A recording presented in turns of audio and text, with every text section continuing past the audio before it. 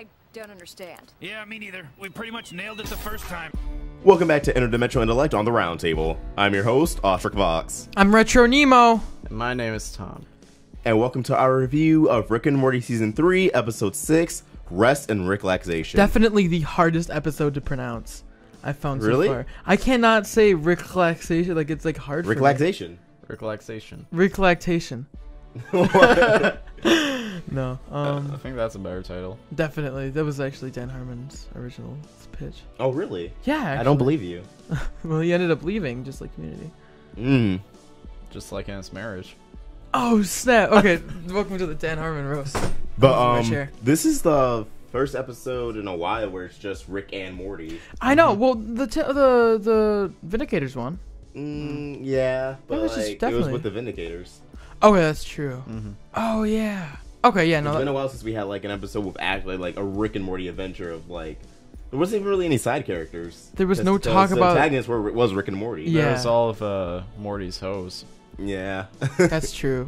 That was great. But Yeah. I mean, I kind of relieved there was no talk about the divorce this episode. Yeah, Jerry just wasn't there. No. Yeah. I feel like it's taking away from like the show's like main, because like the character development's awesome, but I feel like this entire season's just like caught up in that. I feel like they kind of just gotta like not move on, but just like kind of like get back to what made the show really great. Take in a the first place. break. I feel like this episode was a step in the right direction. Definitely. I mean, watching it a second time, I definitely enjoyed it a lot more. Maybe it's just like because I watched it like really late at night last night. But it was a good episode. Yeah. It was a trip. Yeah. A lot went down. Yeah. Should we talk about it? So let's jump right into it. In the beginning of the episode, Morty's at school, and this is the first time I see Morty at school, I feel like, in a while. This is the first time he's been at school in a while. I think Yeah. is the funny part. Yeah, he actually mentions that in the episode. Yeah. Where, and he overhears that Jessica broke up with her boyfriend, and he's walking over, he's like getting really pumped to ask her out. He does like the hair and everything. He's like, holy shit. Yeah. And Rick comes out of nowhere. He's like, we gotta go. And he's like, oh, it'll be like a quick adventure. 20 minutes. Six days later. Yeah. And like they look traumatized. Like I they know. like barely survived this one adventure, and It was really funny because it was like Star Wars. Yeah. It was so heavily implied, Yeah. but then at the end they were crying, and I'm like, that's Yeah. so true though. And we actually saw this episode, the first clip of this episode, a few weeks ago. It was released to the public. I'm not sure why. well, the animatic was released a long time ago. Yeah, they showed the animatic on Adult Swim, and they showed Yeah. the full animated clip not too long ago. It was like out for a few weeks. So this episode was really hyped up. I actually didn't expect them to go in like that kind of direction with this episode because I thought that the title was going to be kind of ironic because we saw like all the crazy stuff and I thought they were just going to go with that and be like, oh, it's rest and relaxation, but it's actually not. Yeah. But then they actually did end up doing that. So Well, what's so great about Rick and Morty is that you can never predict like what's gonna happen just by like the first 5 minutes, which is really great. And so like this definitely is true to that. Like I did not expect them to like this to be an episode about their toxic bodies like trying to come back to them. So speaking of which, they decide they need some rest and relaxation. So they go to an alien spa, and there they go to a machine that supposedly removes all the toxicity out of a person. And Rick's kind of an asshole before he goes into the machine. Yeah. So when they go in, it starts to shake. It's like flickering, and they end up in this just destroyed dimension. And Yeah, like everything's they're green, and yeah. Rick's like, "Oh, that asteroid killed us" or something like that. But they realized they're actually the toxins, which I thought was a really good twist. Yeah. Because when we saw the this clip of this in the trailer, I thought these were Rick and Morty from different dimensions, and like possibly our Rick and Morty from dimension C-137. But it turned out that no, it was just their toxins. They were like split into two people. Yeah. Which I thought was really a really cool concept, and it is like something that's been done before in cartoons and these kind of shows. But I feel like they handled it really well here, and they made it a lot different. You mean like the they trope did, of like they did it in a really interesting way. Yeah. you mean like the trope of their evil selves? Yeah, the trope where Sort of. like people get split into two, not even just like Yeah. themselves, but the episode Danny Phantom where like he gets split into two, and like his like human half and ghost half, and his ghost Oh, half's yeah. more heroic, and his human half's more chill. It wasn't Yeah. even like their evil selves. It was like just Like the what makes worst parts of them. it was Yeah. like when they mentioned later in the episode, it was really just the part of themselves that they didn't like. Oh Yeah. yeah, right. But that's like later. Mm-hmm. But that's true. They did handle it really well, and it was like in a funny way. Yeah, and Rick's toxic half was rude. He always lying and like a genius asshole. He was basically Rick. Yeah, the Rick that we're akin with. Yeah. And that makes the real Rick just kind of more like Morty. Yeah. And as a result, Morty, who's usually whiny, timid, intimidated, he becomes more like Rick, where he's like confident, he doesn't really care about anything. And I honestly, I feel like throughout this season, and I'll probably elaborate this in a future video, but I feel like they're kind of showing us like different traits of evil Morty throughout these adventures, because in the Ricklaxation Redemption, we see that Rick can push Morty to become really violent, and like how he attempted to kill Rick. Yeah. At the end of the last episode, you know, he turned Summer's ex-boyfriend into like that was messed up. Yeah, like, that was like a side of him we've never seen. Yeah, he turned into like that really deformed. I won't even say monster, but Three flips of the 7 switch will fix that up in a jiffy. It resembled the Cronenberg universe, and here we see that without his insecurities, Morty's really cocky and confident. Okay, that's an interesting thought. Yeah, I don't think it really changed them. I think it was who they were, but it was just taking away the negatives. So yeah. but Morty's negatives were his insecurities, and it seems like without those insecurities, nothing's holding him back, and that's when he becomes more like Rick. Well, that was what he identified himself as, his negatives. And like we saw, like I think it's really interesting that like Rick's, like how Rick was split, because like his evil side, supposedly, like he kept saying like I was stuck inside this pussy asshole for 70 years, and it's like kind of interesting to think, like, because we've talked about how Rick is actually like caring towards like Summer and Morty, and we actually saw that. Yeah. And I feel like something that we saw in this episode was that what I found interesting, that both Ricks were geniuses still. Yeah. Like there's no like him being really smart isn't a negative. True. But it's just a part it's a of neutral. them. But it's also not a positive, because it's stuck with both of them. Yeah. Yeah. And I really enjoyed like positive Morty when he was in school, which happens next in the episode. He becomes like popular and confident. Yeah. You came at that asshole. We all know that one show off in school who like everyone loved. Was that guy who's like so nice, but you're also like, God, fuck him. I fucking hate him, but he's also like, I have no real reason to. Yeah. He almost reminded me of like a Hey Arnold type, like how he just what? Because you know Hey Arnold would solve everyone's problems. His name isn't Hey Arnold, but you know that'd be so funny. No, but my favorite part is when he just catches the football in the parking lot as he's walking away. Like, I think my favorite part was when like the one guy starts playing like the saxophone the and trombone. Yeah, the trombone, and Morty just starts snapping. Snaps along to it. The music was in your heart the whole time. Yeah. So like just stuff like that was really great. And like the one person with their hat, they're just like, I wish I could be my real self. And Morty just takes off their hat. And it was like, oh my God. Finally. And then he's talking to Jessica, and he asks her out, and she says yes. And then Rick, which kind of parallels the opening scene, instead of interrupting them in a more like rude fashion, he approaches them in a respectful manner. He's like, oh, I'm not interrupting. Like, Morty, can we speak outside? And we see that Morty, like I said, it's sort of so traits of evil Morty when Rick's explaining, like, I think like our toxic selves are coming after us. Yeah, and he was Rick like, Morty just destroys the phone. He was super like threatening, and like the music played for a second. Yeah, like it sounded like something bad was happening. Yeah, I was like a little shook. Yeah, like. It came as a shock, and that's why I said, like, I feel like they're giving us little doses of what makes evil Morty evil Morty. Or I think they were just trying to say that, like, Morty is a bitch, and now he isn't. Or both.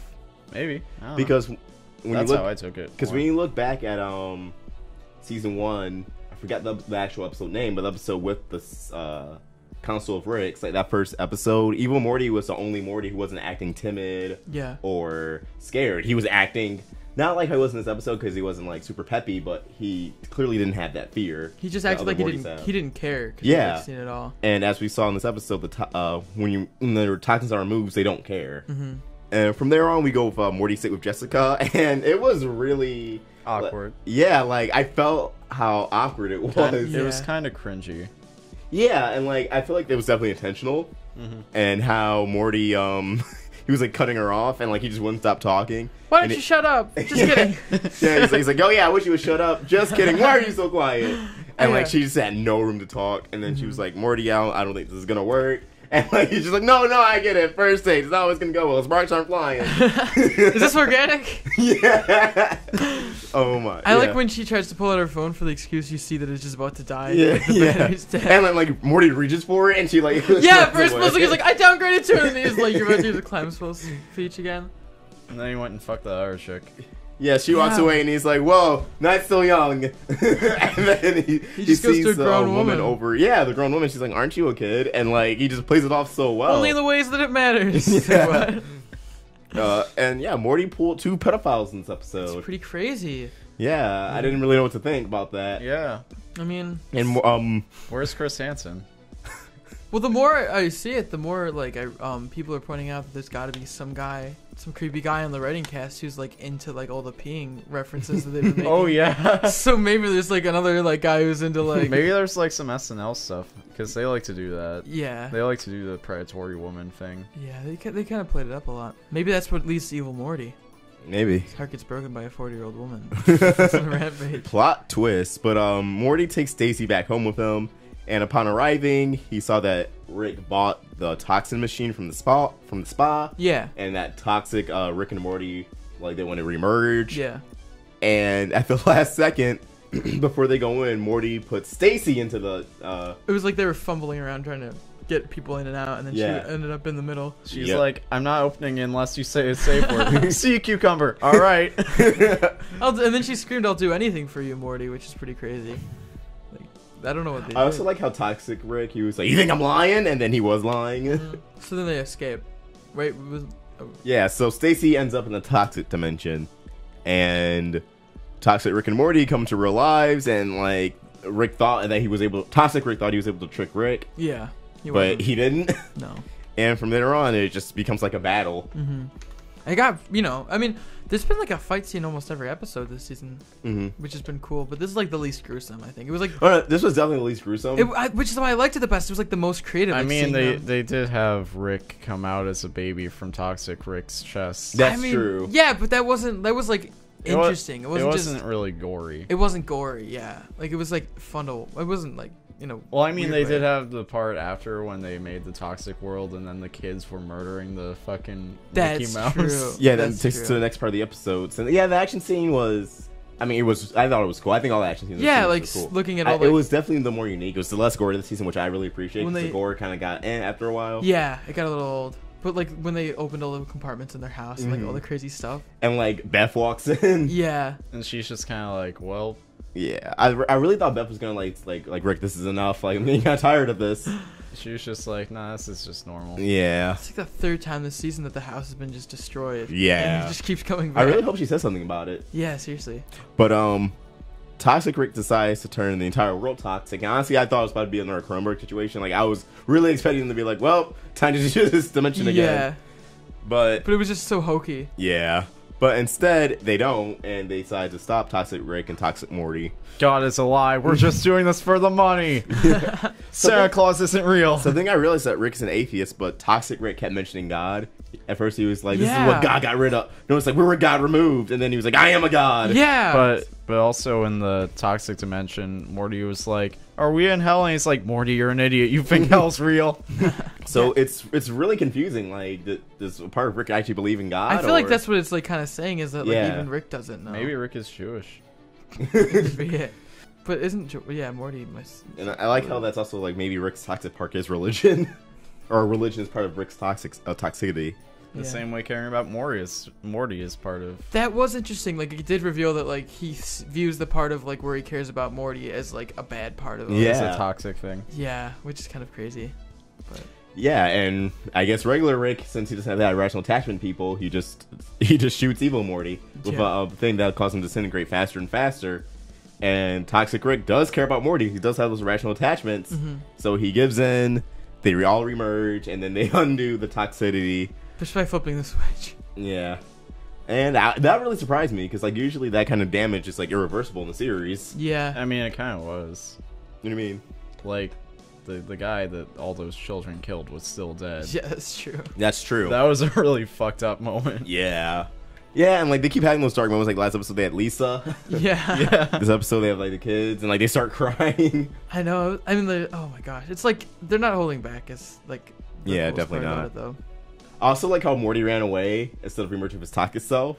Yeah, he's like, "You're a stronger man than I am. I'm agreeing with that." And he's like flying away. Like that was funny. Yeah. And then he becomes a stockbroker. And I thought there was gonna be like a Wolf of Wall Street reference in there somewhere. I don't know if there was. Yeah, earlier in the episode when he's like trying to seduce Stacy, he's like, "I want to working the office job. I want to be promoted, demoted. Yeah. And like, yeah, she ends up in an office job at the end of the episode. Yeah, that's true.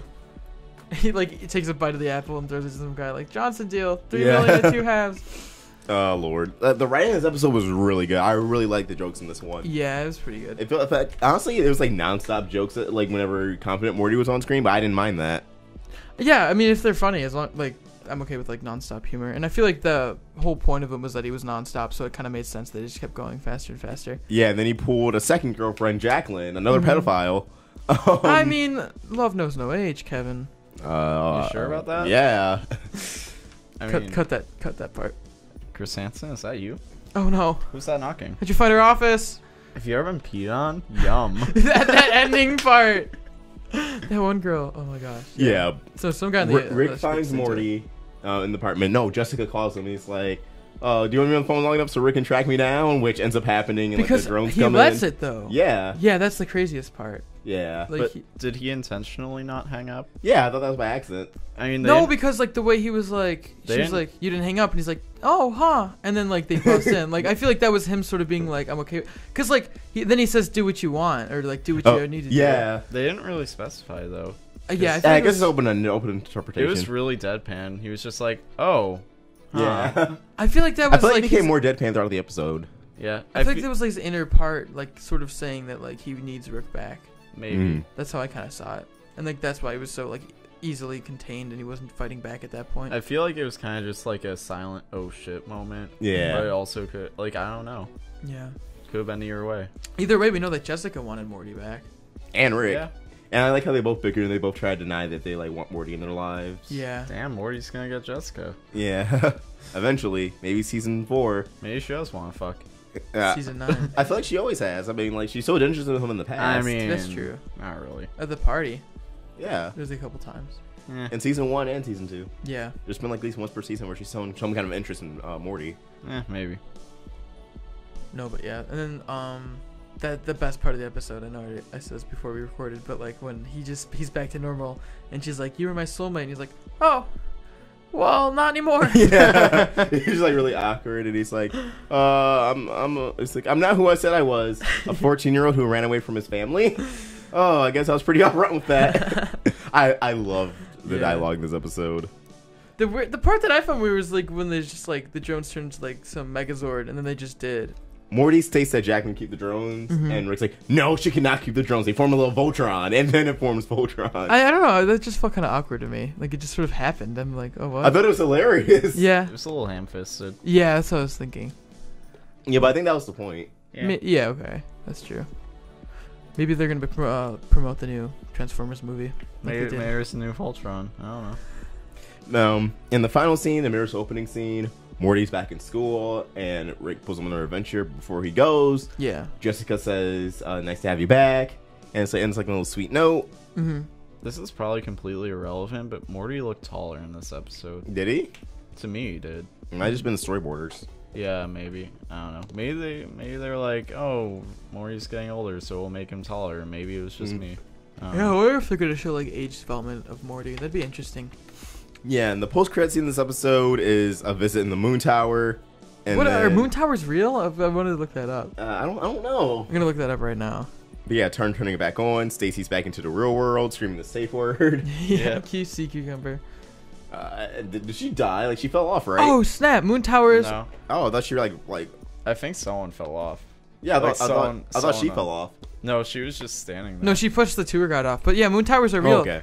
A moonlight tower or moon tower is a lighting structure designed to illuminate areas of towns or city at night. That's like really funny that they just kind of put that in there. Yeah. Such a weird thing. I mean, it's the Rick and Morty writing crew. Like they all put in weird things, like the Oh peen yeah, thing. true. But no, that was Yeah, the like peen Yeah, thing was Peen. wild. Yeah, I love how she's like that's like actually kind of accurate because like we saw in the last episode that girl's like really smart and like she seems really pure, and then she's just like, have you ever been peed on? Yum. That's somewhat accurate to real life. Yeah, no, definitely. People have weird kinks. Like I guess someone on the writing staff has weird kinks. It's always pale girls with dark hair. That's I what wouldn't it be is. surprised when the female writers was the one with the pink peeing kink. Well, I'm not gonna speculate. only one way to find out, and it's with 3 plane tickets to California and a whole week set aside to figure it out, guys. No, I Let's just think go. it'd be funny because like everyone on, not everyone, but you know there are a few people online who are like, oh my god, the female rise are like ruining the show, and then they found it's like a P-fish like, oh hello. We didn't want them to leave. I mean, they can stick around. But yeah, this was a really great episode. Like I said, I definitely think it set some foundations for Evil Morty. Maybe I'm just looking too much into it. But at the same time, I feel like they know a lot of people are gonna make that connection. I mean, I feel like if they make any connection to Evil Morty. Yeah, it's like, oh my god, he's eating cereal. Yeah. He's never done that before. Evil Morty. So next episode, I feel like we might get a glimpse at least because what you were the saying. Golden Showers reference was about Evil Morty. What do you mean? I don't know. Anything can be about Evil Morty nowadays. That's true. Even you, the viewer at home. Moon towers? You mean the tower that Evil Morty referenced in his eyes? If you look in his eyes, you can tell he's thinking about it. It says Moon Tower. Any closing thoughts on this episode? Step in the right direction for the season. I'm excited for the next one. I think it's probably the best episode so far. Mm-hmm. Do you guys think it's better than the first one? I don't think it's better than Rick Shake Redemption just because episode... Nothing's better than Rick Shake Redemption. It sets That's the bar best really episode of the hard. entire series, honestly. I wouldn't say it's the best episode in the entire series. It's the best season premiere. Maybe it's the best story episode. Yeah, but I think that's Total true. Recall is still my favorite episode of all time. Yeah, that's still definitely up there. Yeah. Oh my gosh. I want like a repeat of that every season. That'd be awesome. Oh my god. They get old fast. Oh god, the parasites are back.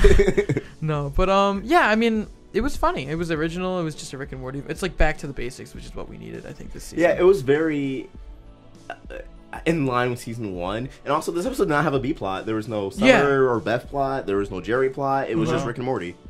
Yeah. I liked it. We don't have to hear about Summer's insecurities with the boy or anything like that. Yeah. Better tits. Yeah, I don't know. Maybe it's just because Summer won't do the pee thing. There's only one way to find out. But what are your thoughts? Let's get a discussion going in the comments section below. And as always, if you enjoyed this video, please throw it a like. And if you're new here, hit that subscribe button. It really helps us out. Be sure to hit the little bell for notifications so you can never miss a Rick and Morty video from the Roundtable. Follow us on social media. Links to everything in the description down below. Ostrich Fox. Retro Nemo. And Tom. Signing out. This video has been powered by Patreon. If you want to give us some more support, head to patreon.com/roundtablevids, become a patron, and get some awesome perks. Thanks for watching another video on the Roundtable. If you want to get more involved with our community and watch videos from Let's Talk with Tom, Voxbox, and more, click the video right here. Or if you want to get some more of the animation goodness, watch some Crystal Clear or Meeting Monday, click the video right here. And please, don't forget to subscribe.